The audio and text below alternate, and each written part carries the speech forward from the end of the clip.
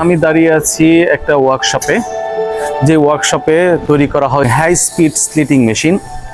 এই স্লিটিং মেশিন কি মিনিটে 600 মিটার পর্যন্ত এরা স্লিট করতে পারে।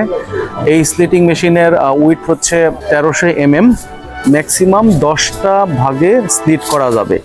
তো মজার বিষয় হচ্ছে অনেক সময় এই জিনিসটা আমাদের চোখে পড়ে না। চায়না আসলে গ্রাজুয়ালি কত ডেভেলপ করছে তার একটা প্রমাণ দেখায়।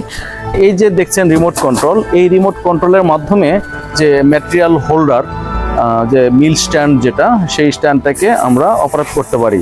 একটু দেখবেন যে এটাকে একটু দূরে সরে দিচ্ছি, আবার এটাকে একটু কাছে নিয়ে চলে আসলাম, আবার এটাকে উপরে উঠানো যাবে, নিচে নামানো যাবে, বিভিন্নভাবে এইটাকে ইউজ করা যাবে।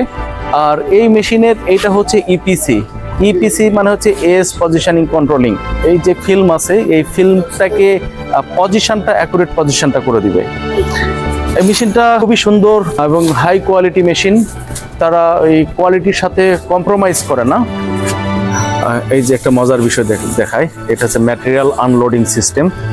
এইটা রোটেট হয়ে গেল, রোটেট হওয়ার পরে ঘুরছে, ঘুরতে ঘুরতে গিয়ে ঠিক এই জায়গায় অ্যাডজাস্টমেন্ট হয়ে যাবে। ওকে, অ্যাডজাস্টমেন্ট হয়ে গেল। এখন এই স্লিপটা দুই দিকে, নিচে একটা ছিল, উপরের একটা ছিল। এখন এটাকে অপারেটর পুশ করার সাথে সাথেই এই ম্যাটেরিয়ালটা আনলোডিং আর্মের মাধ্যমে এদিকে চলে আসবে। দিনকে দিন চাইনিজ টেকনোলজি আপগ্রেড থেকে আপগ্রেডতর হচ্ছে। 3 মাস আগের টেকনোলজি আর 3 মাস পরের টেকনোলজির মধ্যে অনেক চেঞ্জ। এই আর্মটা যাচ্ছে, গিয়ে দুইটা ববিনকে ধরে নিল, দুইটা ববিন চলে গেল, আনলোডিং আইটেমের মধ্যে ঢুকে গেল, ঢুকে যাওয়ার পরে এটা ব্যাক করছে, তার নিজের জায়গাতে এটা চলে আসছে।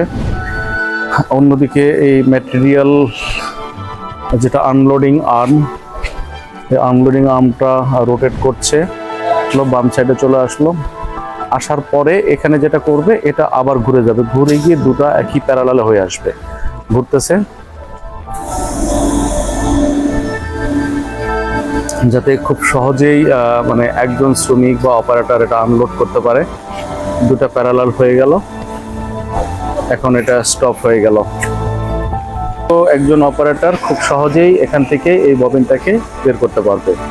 এই মেশিনটাতে টোটাল 10টা নাইফ আছে, বা 9টা স্লিট করতে পারবে একসাথে। অনেক সুন্দর একটা মেশিন। এত সুন্দর একটা মেশিন আপনাদেরকে আজকে দেখাতে পারলাম। আমাদের পরবর্তী ভিডিও অন্য কোনো মেশিন নিয়ে, অন্য কোনো ফ্যাক্টরিতে আপনাদেরকে দেখানোর চেষ্টা করব। এই মেশিনটা ক্রয় করতে চাইলে আপনি আমাদের ইউটিউব এবং ফেসবুকের ডেসক্রিপশন বক্সে যে নাম্বার থাকবে সেই নাম্বারে যোগাযোগ করবেন, আমাদের অফিস ভিজিট করবেন, আমাদের ওয়েবসাইটে অ্যাড্রেস দেওয়া থাকবে।